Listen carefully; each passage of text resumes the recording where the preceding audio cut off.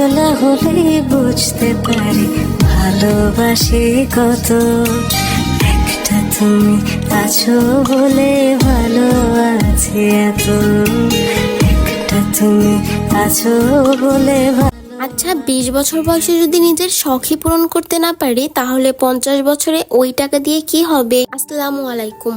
জীবনের যে কোনো শখ বা আহ্লাদ পূরণের সবচেয়ে নির্দিষ্ট একটা সময় আছে, আর সঠিক সময় একবার পেরিয়ে গেলে শখ হয়তো পূরণ হবে ঠিকই, বাট সেই তৃপ্তিটা আর পাওয়া যাবে না। এই জন্য জীবনে অনেক এনজয় করতে হবে, নিজের জন্য বাঁচতে হবে। মানুষ আপনার ভালো সময় পাশে থাকবে ঠিকই, কিন্তু খারাপ সময় আপনি কাউকে পাশে পাবেন না। সারাদিন বাসায় থেকে থেকে বোরিং ফিল করতেছিলাম, তাই আমি আর আমার ভাই একটা প্ল্যান করলাম যে আমরা দূরে কোথাও থেকে ঘুরে আসি। কিছু কেনাকাটা বাকি ছিল, সেগুলোই কমপ্লিট করতে যাব। আর আমরা যাব মূলত সুন্দরবন। এত কাজের ফাঁকে নিজেকে টাইম দেওয়াটাই সব থেকে বড় ইম্পর্টেন্ট কাজ।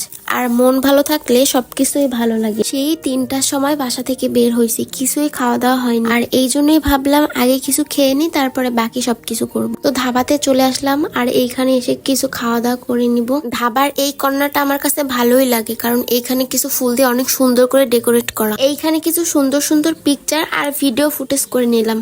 আর এইদিকে আমাদের খাবারটাও চলে আসছে। রিশান বাবাটা, ও তো আমাকে ছাড়া 1 মিনিটও থাকতে পারে না। আর ম্যাক্সিমাম সময় তো আমি আর আমার ভাই বাহিরে বের হই, ওকে তেমন একটা নেওয়া হয় না। যেই দিনও শুনে যে আমি ওকে ঘুরতে নিয়ে যাব, সেই দিন তো মনে হয় ওর থেকে খুশি আর কেউ হয় না। মানুষ যত্ন আর ভালোবাসায় পাগল হয়। এই যে আমরা ভাবি মানুষ আমাদের কেন ভালোবাসে না, সব সময় কেন কষ্ট দেয়, একটা সময় পর সব ঠিক হয়ে যায়। আমাদের কাছ থেকে যা যা চলে যায় তা হয়তো ফিরে আসে অন্য কোনো উপায়ে। দেরিতে হলেও আল্লাহ আমাদের ধৈর্যের মাধ্যমে বেস্টটাই দেয়। এইটা ছিল সন্ধ্যার ভিউ। আর সেইলর যেহেতু ধাবার অপোজিটে, তাই ধাবার এই কর্নারটায় বসলে সেইলরের ফুল এরিয়াটাই দেখা যায়। তো খাওয়া দাওয়া শেষ করে চলে আসলাম সেইলরে। যখনই ভাবি একটু টাকা জমাবো, ঠিক তখনই কোনো না কোনো জামা বা জুতা ভালো লাগে, আর ওইটাই অর্ডার করে দিই। আমার দ্বারা কখনোই টাকা জমানো হবে না, কারণ আমি শুধু টাকা নষ্ট করি। আর আমার আম্মু তো অলওয়েজ বলে আমাদের 3 ভাই বোনের মধ্যে নাকি আমি অনেক টাকা নষ্ট করি, কখনো টাকা সেভ দিতে পারি না। আগে নিজের ইচ্ছাগুলো পূরণ করি, এরপরে না হয় টাকা জমাবো।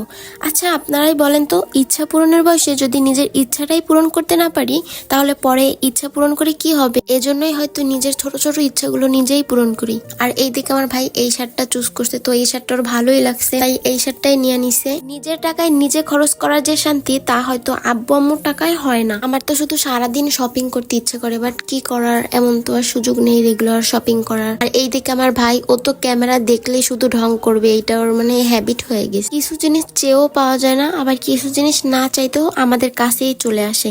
তাই সবকিছুর জন্যই আলহামদুলিল্লাহ। এইদিকে আমাদের কিউট ছানাটা কেমন করতেছে, আমাকে বলে এইটা কিনে দাও, ওইটা কিনে দাও। ওরে মানে ও বাহিরে গেলে ওর একটা না একটা জিনিস লাগবে। ওর জন্য সবাই দোয়া করবেন। আর আমাদের যা যা দরকার ছিল সবকিছু আমাদের কেনাকাটা কমপ্লিট হয়ে গেছে।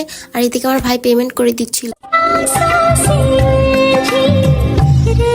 আর আজকের ওয়েদারটা অনেক ভালো ছিল, অনেক ঠান্ডা ছিল। এটা হচ্ছিল সন্ধ্যার ভিউ, সন্ধ্যা 7:30টার দিকে মেবি। দেখা হচ্ছে নেক্সট ট্যুর ভিডিওতে। সবাই ভালো থাকবেন, আল্লাহ হাফেজ।